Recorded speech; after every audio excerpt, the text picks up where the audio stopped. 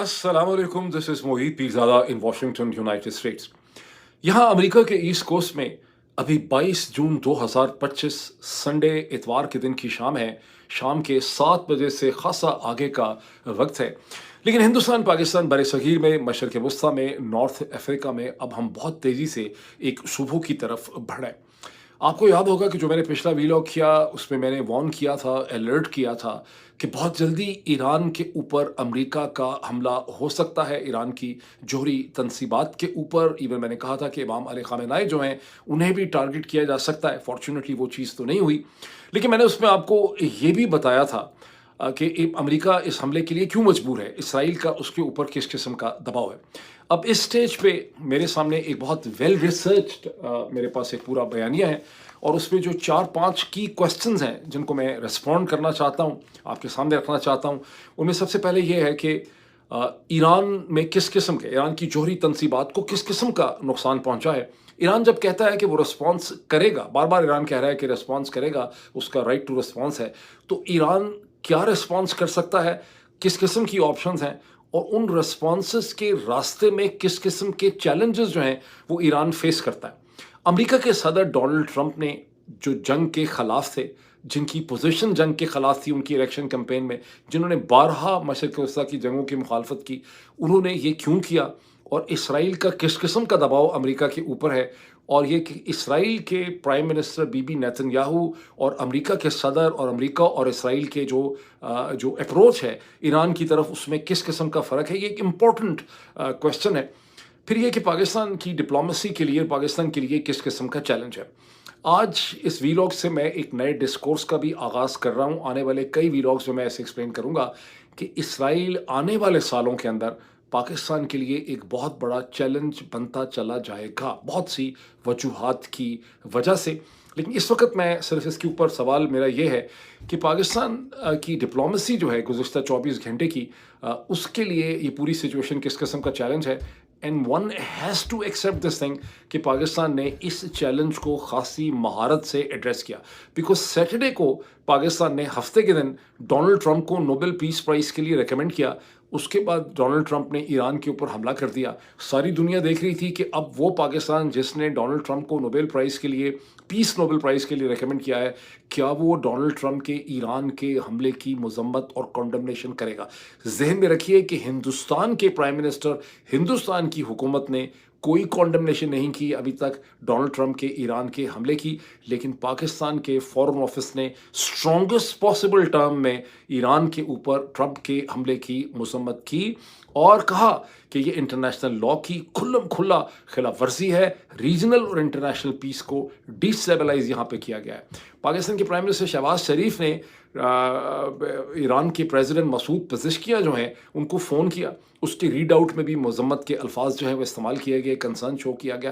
लेकिन पाकिस्तान की डिप्लोमेसी सिर्फ यही नहीं रुकी, बल्कि पाकिस्तान जिसके पास इस वक्त रोटेटिंग सीट है यूनाइटेड नेशन सिक्योरिटी काउंसिल की, उसने रूस और चीन के साथ एक जॉइंट करारदाद वहाँ पर पेश की जंगबंदी के लिए, सीज़ फायर के लिए। और उस करारदाद में वैसे अमेरिका का और इसराइल का नाम तो नहीं लिया गया, लेकिन उसमें ईरान पे हमले को स्ट्रॉन्गेस्ट लैंग्वेज वर्ड्स में कंडेम किया गया। ये भी जहन में रखिए कि आज ही के दिन, संडे के दिन, ईरान की दरख्वास्त के ऊपर यूनाइटेड नेशन सिक्योरिटी काउंसिल का एक इजलास भी हुआ जिसमें ईरान ने अपना मौक़िफ़ जो है यूनाइटेड नेशन सिक्योरिटी काउंसिल के सामने रखा। तो ये बहुत सी डेवलपमेंट्स हैं, लेकिन मेरे सामने बहुत सी फाइन ट्यून्ड डिटेल्स हैं इन डेवलपमेंट्स के हवाले से जो मैं आपसे शेयर करना चाहता हूँ। लेकिन सबसे पहले मैं आपको रिमाइंड करवाऊँगा और रिक्वेस्ट करूँगा कि अगर अभी तक आपने इस YouTube चैनल को ज्वाइन नहीं किया, एक इन्फॉर्म्ड लॉजिकल डिस्कोर्स के लिए इस YouTube चैनल को आप ज्वाइन करें। इसके बेल आइकन, बेल नोटिफिकेशंस वगैरह खोलें और इसके ऑल नोटिफिकेशंस फॉर YouTube को खोलें और उसके अलावा जिस व्हाट्सएप चैनल का लिंक मैं आपसे शेयर करता हूं उसे ज्वाइन करें। वो व्हाट्सएप चैनल आप तक बराह रास्त राब्ते में बहुत मदद देता है। अब चलिए इस चीज़ की तरफ। सबसे पहला क्वेश्चन कि ईरान को किस किस्म का नुकसान पहुँचा, हमारे सामने किस किस्म की तफसीलात अब तक आई हैं, उस हवाले से देखिए। संडे के दिन अमेरिका की मिलिट्री हाई कमांड ने और डिपार्टमेंट ऑफ डिफेंस ने एक बड़ी कॉम्प्रिहेंसिव ब्रीफिंग की इस हमले के हवाले से, जिसमें अमेरिका के सेक्रेटरी डिफेंस पीट हेग्सेथ भी मौजूद थे। लेकिन अमेरिका के नए जो chairman joint chief of staff हैं जनरल डैन कीन जो हैं, जिनका नाम बहुत लिया जा रहा था, मैंने पिछले भी जिक्र किया था, उन्होंने इसकी ब्रीफिंग की और उस ब्रीफिंग में ये बताया गया कि जो ऑपरेशन था इसका नाम था मिडनाइट हैमर, जिसमें 125, वैसे तो इसमें 7 B-2 तैयारों का बहुत रोल है जिन्होंने अमेरिका से फ्लाई किया, लेकिन इसमें 125 अमेरिकन प्लेन्स जो हैं उन्होंने इसमें हिस्सा लिया। और जो नातान्ज या इस्फहान और जो फरदो है उसके ऊपर 14 मदर ऑफ ऑल बॉम्ब्स, जिनको GBU-57 कहते हैं, 14 बॉम्ब जो हैं वो फेंके गए। कहना उनका ये है। अच्छा, इसमें ये भी है कि इसमें एक इंटरेस्टिंग चीज़ है कि जो मैंने पिछले व्लॉग में आपको बताया था कि जो रॉयटर्स की और मुख्तलिफ खबर थी कि अमेरिकन B-2 बॉम्बर तैयारे जिनकी तादाद हमें पता नहीं थी, उन्होंने फ्लाई किया है। वो पहले गुआम में रुकेंगे, गुआम के बाद डिगुगार्शिया की तरफ जाएंगे। वो एक खबर तो फेक नहीं थी, लेकिन वो एक डिसेप्शन थी। वो तैयारे वाकई ही उड़े, लेकिन असल तैयारे जिन्होंने ईरान के ऊपर बॉम्बिंग की वो ये गुआम डिगुगार्शिया वाले तैयारों से बहुत पहले अमेरिका से निकल चुके हुए थे और ये डिसीजन पहले हो चुका हुआ था। इस तरह से नेशनल सिक्योरिटी कमेटी का जो प्रेसिडेंट ने इजलास बुलाया शाम को, सैटरडे की शाम को, जिसमें कहा गया था कि फैसला किया जाएगा ईरान के हवाले से, संडे को दोबारा इजलास होगा, वो भी एक डिसेप्शन थी। और इस वक्त अमेरिका के कांग्रेस और कांग्रेशनल जो लोग हैं, कांग्रेस के लोग हैं, उनके सामने ये एक सवाल खड़ा हो गया है कि प्रेसिडेंट जो है उसने ये फैसला किस तरह से किया। मतलब नेशनल सिक्योरिटी कमेटी को भी कॉन्फिडेंस में नहीं लिया और ज़ाहिर है कांग्रेस को कॉन्फिडेंस में नहीं लिया।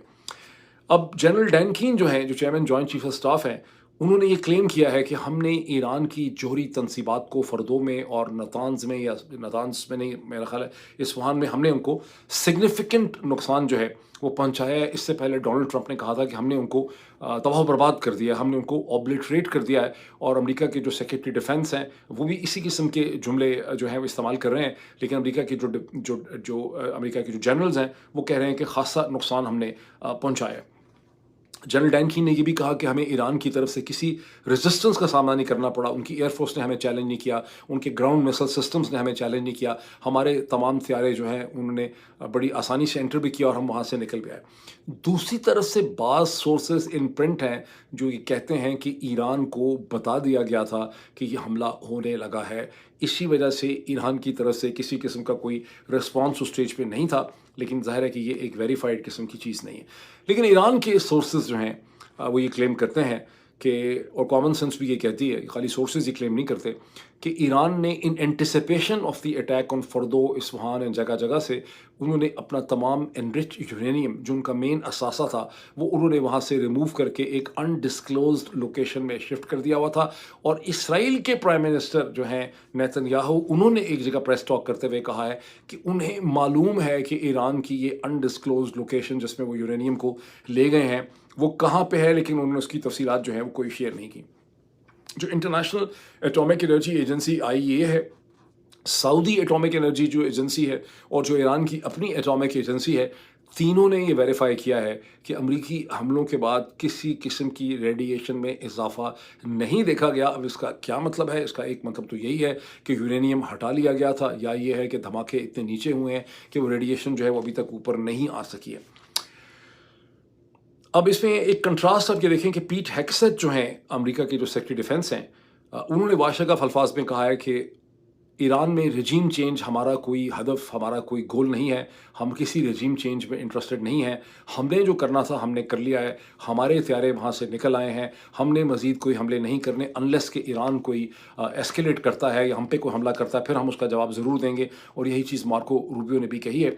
और हमें यहाँ पर एक कंट्रास्ट ये नज़र आता है कि जो एक्सट्रीमली ज़ायनिस्ट किस्म के अमेरिकन कांग्रेसमैन हैं, जैसे सेनेटर लिंडसे ग्राहम हैं, लिंडसे ग्राहम जो हैं उन्होंने एक टेलीविज़न प्रोग्राम डिस्कशन में हिस्सा लेते हुए कहा है कि जो मिसाइल्स और रॉकेट्स इसराइल पे पड़ रहे हैं, इसराइल को इसका हल निकालना पड़ेगा, और हल यही है कि ईरान का रजीम जो है उसे तब्दील कर दिया जाए।